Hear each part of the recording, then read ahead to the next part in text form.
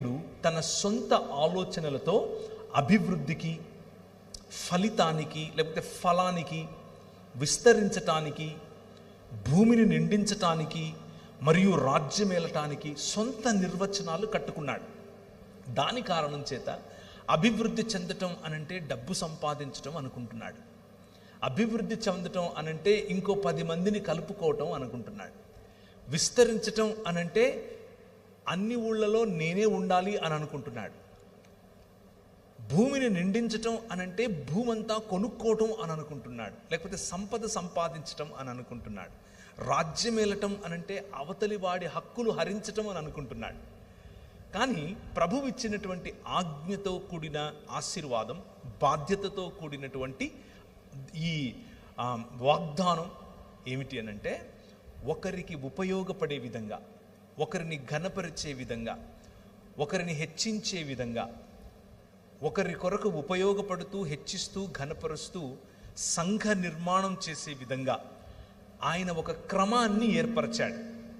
ఈ ప్రపంచంలో ఆయన ఒక క్రమాన్ని ఏర్పరచాడు. ఎక్కడ నదులుండాలో అక్కడ నదులు, ఎక్కడ చెట్లుండాలో అక్కడ చెట్లు, ఎవరికి ఎంత నీడ కావాలో అంత నీడ, ఏ భోజనం ఏ వస్తువులు ఎవరికి అందాలో, అనగా ఏ జంతు పశు పక్షులకు వగైరా వగైరా ఇవ్వాలో అంత ఇస్తూ వాటిపైన తల్లిదండ్రులుగా మిమ్మల్ని ఉంచాడు. మన బాధ్యత మనకు ముందు నడిచిన వాక్యమును నేర్పించి, మన ముందు వాక్యోపదేశకులుగా, నాయకులుగా మన పైనున్న వారి యొక్క శ్రద్ధగా వారి జీవన విధానాన్ని, వారి విశ్వాసమును అనుకరించటం. అలా అనుకరించే క్రమంలో వచ్చేటటువంటి ఆలోచనలు బ్లెస్సింగ్ అదర్స్, నీ పొరుగువాడిని ఆశీర్వదించటం, నీ పొరుగువాడి కోసం ఒక క్రమాన్ని ఏర్పరచటం, నీ సమాజములో క్రమమైనటువంటి సమాజముగా దాన్ని తీర్చిదిద్దటం, నీ సమాజమును విస్తరింప చేయటం, నీ సమాజములో దేవుని ముఖకాంతి వెలిగే విధంగా నీ జీవితాన్ని మలుచుకోవటం. దేవుని ముఖకాంతి వెలగటం అన్న విషయానికి రూపాంతర సంఘము అన్నదానికి చాలా కనెక్షన్ ఉంది. రూపాంతర దేవాలయం. ఒకరోజు ప్రభు అయిన యేసుక్రీస్తు తన శిష్యులను తీసుకుని ఒక కొండ మీదికి వెళ్ళాడు.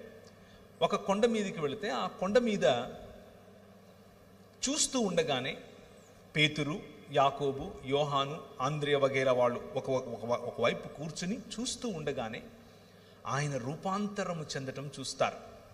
రూపాంతరము చెందటం చూసినప్పుడు చాలా భలే అనిపించింది.